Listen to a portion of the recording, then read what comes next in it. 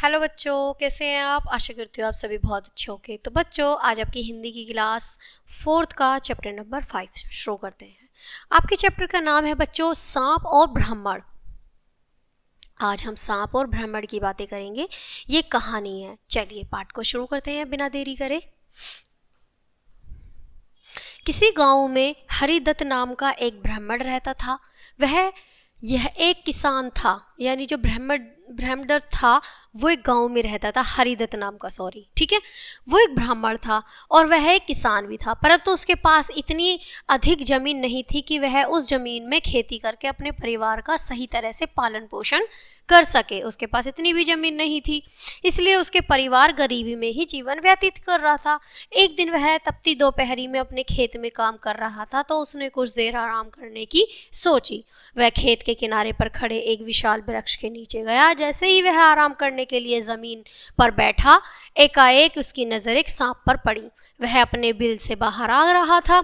हरिदत्त को देखते ही सांप ने अपना फन उठा लिया था, अनुग्रह पूर्वक इधर उधर हिलाने लगा।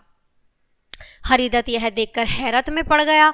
उसने मन ही मन सोचा कि अवश्य ही यह नाग भूदेवता है, यानी ये जो नाग है ये जमीन का देवता है। मैंने अपने इसे कभी नहीं देखा तथा न ही इसकी पूजा की। शायद इसी कारण इस भूमि में उपेक्षित धन नहीं मिल पाया। मैं एक गरीब किसान ही बना रहा। आज के बाद मैं इसकी पूजा अवश्य करूंगा। यही सोचकर वह तुरंत अपने घर की ओर दौड़ पड़ा तथा कुछ देर बाद दूध से भरा एक कटोरा लेकर वहां लौटा। उसने दूध से भरे कटोरे को सांप के बिल के पास रख दिया और बोला, हे भूदेवता, मुझे आज से पहले यह नहीं पता था कि आप यहाँ इस बिल में निवास करते हैं। इसी कारण आपकी सेवा करने में चूक हुई, परंतु भविष्य में ऐसी कभी नहीं होगा। मुझे क्षमा कीजिए और मेरी ओर से यह भेंट स्वीकार कीजिए। इसके बाद यह चला गया। आप देख सकते हैं यहाँ सांप का बिल है, सांप है और एक दूध कटोरे में लेके किसान आ गया है हरिदत्त। अगले दिन हरिदत्त सुबह होते ही अपने खेत में काम करने के लिए पहुंचा। सबसे पहले वह पेड़ के नीचे सांप के बिल के पास गया। वहां उसको दूध के खाली कटोरे में सोने का एक सिक्का मिला। सोने का सिक्का पाकर वह बहुत प्रसन्न हुआ। उस दिन से वह सांप के बिल के पास रोज दूध का कटोरा रखने लगा और अगली सुबह होने का एक सिक्का पाने लगा। एक दिन हरिदत्त को किसी काम से दूसरे गांव जाना पड़ गया। जाने से पहले उसने अपने बेटे को बुलाया तथा उसने कहा, बेटा, जब तक मैं घर न लौट कर आऊं तुम प्रतिदिन सांप के बिल के पास दूध से भरा कटोरा रखकर आते रहना। अपने इस काम में भूलकर भी चूक न करना। बेटे को समझाने के बाद वह आश्वस्त होकर गांव से चला गया, यानी वो निश्चिंत होकर चला गया। हरिदत्त का बेटा जो था सुबह होते ही अपने पिता द्वारा बताई गई जगह पर दूध रखने के लिए गया, तो उसे बिल के पास रखे कटोरे में सोने का एक सिक्का मिला। उसने झट से सोने के सिक्के को उठाया और जेब में डाल लिया। एकाएक उसके मन में लालच आया और वह सोचने लगा कि अवश्य ही इस बिल में सोने के अनेक सिक्के छिपे हैं। क्यों न मैं इसमें रहने वाले सांप को मार डालूं तथा बिल में छिपे सोने के सभी सिक्कों को प्राप्त कर लूं।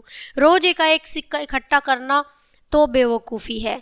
यही सोचकर उसने मौका देकर सांप पर एक लाठी से वार करने का प्रयास किया, किंतु सांप उसके वार से बच गया और उसको डसने में सफल हो गया।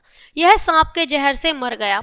जब हरिदत्त गांव लौटा और उसने अपने बेटे की मृत्यु का समाचार मिला तो वह बहुत दुखी हुआ, परंतु सच्चाई उसकी समझ में आ गई। वह जान गया कि अवश्य ही उसके बेटे ने सोने के सिक्के को पाने के लालच में अंधा होकर सांप पर वार किया होगा और सांप ने उसे डस लिया होगा। अपने बेटे के दाह संस्कार से निपटने के बाद रोजाना की तरह हरिदत्त सांप के बिल के पास गया, परंतु सांप उसके आने का आभास पाकर भी बिल से बाहर न निकला।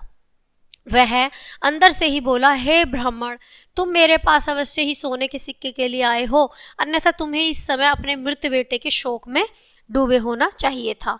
अतः तुम वास्तव में ही एक लालची आदमी हो। आज से तुम्हारे और मेरे बीच किसी तरह का संबंध नहीं रहा। हमारी मित्रता कलंकित हो चुकी है। अपने लालचता अविवेक में फलस्वरूप तुम्हारे बेटे ने मुझ पर वार किया और मैंने उसे डस लिया। वह मेरे विष से मर गया। मैं इस बात को कभी नहीं भूल सकता। तुम भी अपने जवान बेटे की मौत के दुख को जीवन भर नहीं भुला सकते। फिर भी आज अंतिम बार मैं तुम्हें एक हीरा भेंट करता हूँ। इसे ले जाओ और फिर कभी मुझसे मिलने मत आना।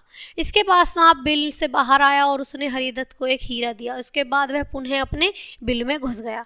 हरिदत्त चुपचाप देखता रहा, क्योंकि वह समझ गया था कि मित्र मित्रता भले ही कितनी गहरी हो, किंतु यदि उसका आधार यानी विश्वास एक बार टूटता है तो फिर कभी नहीं बन पाता। मित्रता सदा के लिए समाप्त हो जाती है। तो बच्चों, मित्रता में कभी झूठ और लालच नहीं चलता है, सदा सच्चाई से और ईमानदारी से मित्रता चलती है। तो इसी के साथ ये जो पार्ट है यही ख़त्म होता है। मैं आशा करती हूँ आपको ये पार्ट बहुत अच्छा लगा होगा। तो बच्चों, मिलते हैं अगले पार्ट में, तब तक के लिए बाय, थैंक्स फॉर वॉचिंग।